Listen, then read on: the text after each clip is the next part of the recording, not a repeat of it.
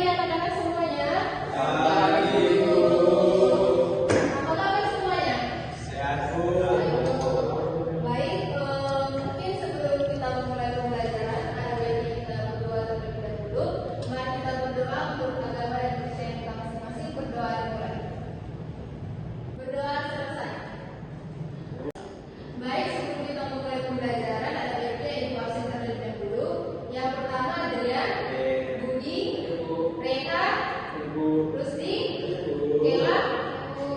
Baik, di sini kita akan mempelajari tentang pengantar K3 dan potensi bahaya listrik. Baik, sebelumnya ibu ingin bertanya kepada kalian semua, apa itu K3?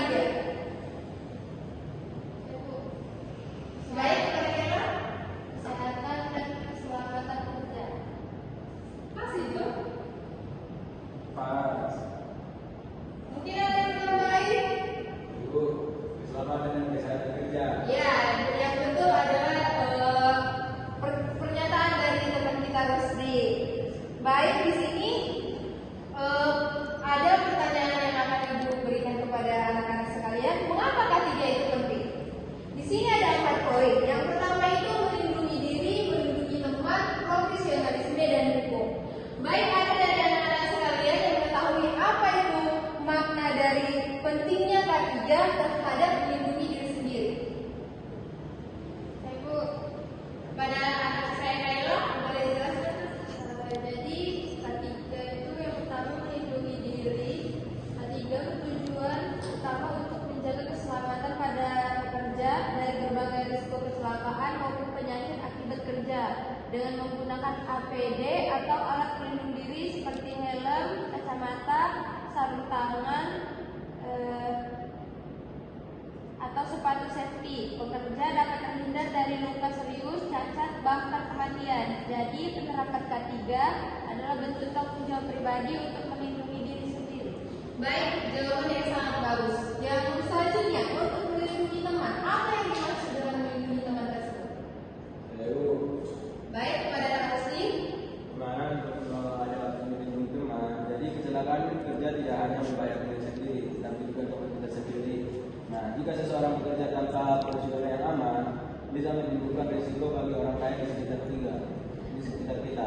Nah, dengan menerapkan K3, setiap pekerja turut menjaga keselamatan tim dan menciptakan lingkungan kerja yang aman dan kondusif.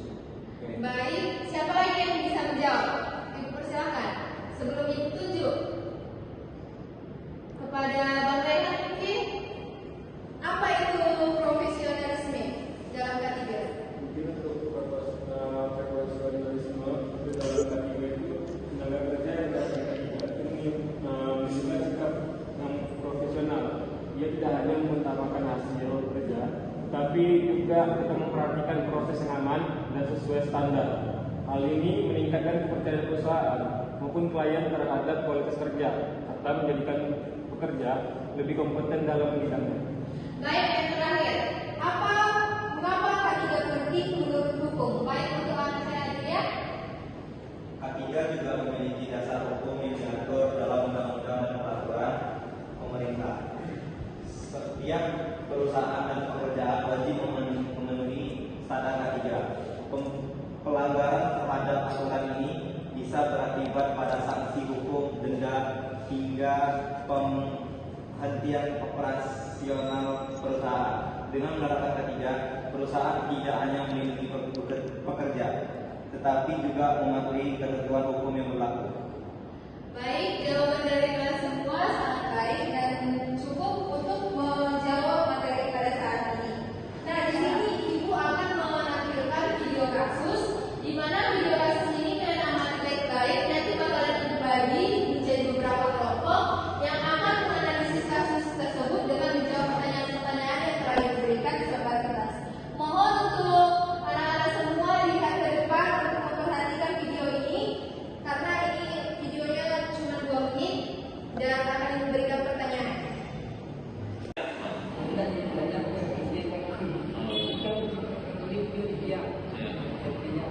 Video yang telah ditampilkan tadi, di sini ada peta bahaya listrik, di mana bahaya listrik itu dibagi atas 4. Yang pertama itu sengatan listrik atau electric shock. Kerja Jadi saat listrik mengalir melalui tubuh, bahaya ini bisa menyebabkan luka bakar, yaitu luka bakar internal, mengganggu detak jantung dan bisa berakibat fatal. Yang kedua itu kebakaran disebabkan oleh panas berlebihan pada suatu kabel. Ini bisa terjadi karena kabel terkelupas. Baik, di sini kita akan melakukan diskusi singkat di mana kalian semua akan dibagi menjadi dua kelompok, yang dimana kelompok pertama itu Andrian, Budi, dan Rusdi. Yang kelompok kedua itu ada Kayla dan Rehan. Dimana tugasnya ini udah ditampilkan di depan. Tolong dijawab di kertas dan nanti akan dipresentasikan di depan. Silakan dikerjakan.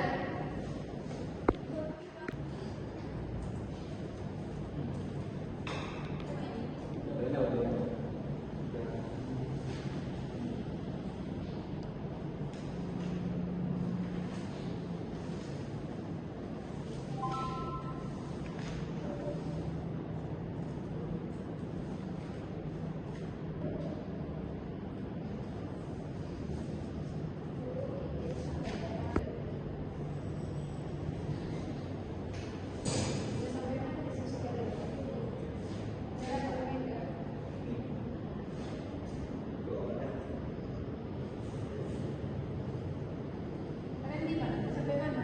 Minggu baru Yang mananya? yang satu Ah, coba belajar lagi terus diskusi dan dapat jawaban. Oke? Waktunya 5 menit lagi ya.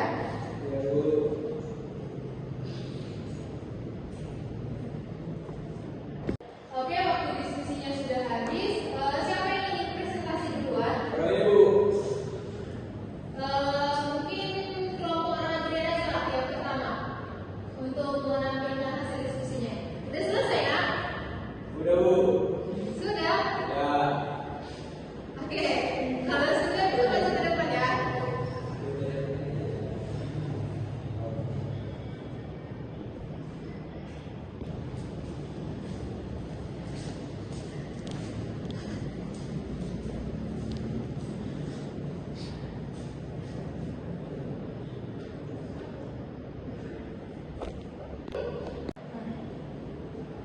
Oke, di sini kami akan presentasikan dari diskusi kami yang tadi kami diskusikan, di mana observasi bahaya dan apa paling jelas terlihat dalam video yang telah dipaparkan tadi, di mana observasi bahaya paling jelas yaitu terselang listrik bila mimpi ketika terjadi kejadian PTM. Nah, bahaya ini sangat mengancam nyawa kalian harus dengan tinggi bisa menyebabkan luka bakar yang parah, kelumpuhan dan bahkan kematian dalam hitungan detik. Selain itu, posisi bekerja tinggi-tinggi juga menambah risiko jatuh jika korban kehilangan kesadaran. Nah, prosedur kerja, di mana prosedur kerja itu sebagai teknik penyelamat. Prosedur ketiga yang harusnya diterapkan sejak awal, antara lain itu melakukan pemadaman alas listrik atau OTO sebelum petugas melakukan pekerjaan, melakukan pengecekan tegangan atau voltage detektor untuk memastikan jalur benar-benar bebas tegangan. Nah, memasang rambu-rambu peringatan dan pengamanan pada kerja. Yang terakhir itu melakukan briefing dan berbagai tugas sebelum naik ke jaringan. Nah, untuk diskusi selanjutnya untuk poin ketiga akan dijawab oleh kawan saya.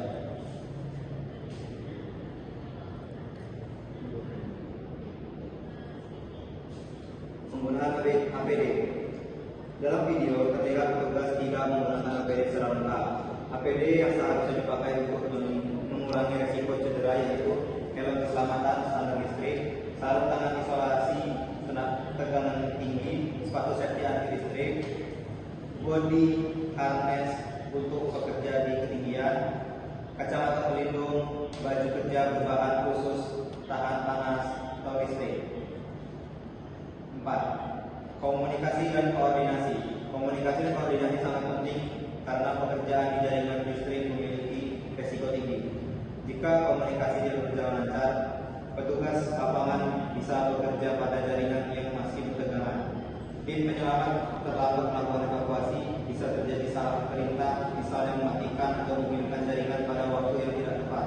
Hal ini akan memperbesar kemungkinan kecelakaan fatal. Berikutnya poin 5 akan dibacakan oleh teman saya. Pelajaran utama yang bisa dikatakan dari video adalah keselamatan harus selalu diutamakan daripada kecepatan kerja. Sehingga setiap pekerjaan instalasi listrik wajib mengikuti prosedur K3 dengan disiplin penuh, mematikan arus listrik terlebih dahulu, memastikan penggunaan APD lengkap, serta menjaga komunikasi dulu. Sekian dari kelompok kami. Baik, hasil diskusi yang sangat memuaskan. Kasih aplaus untuk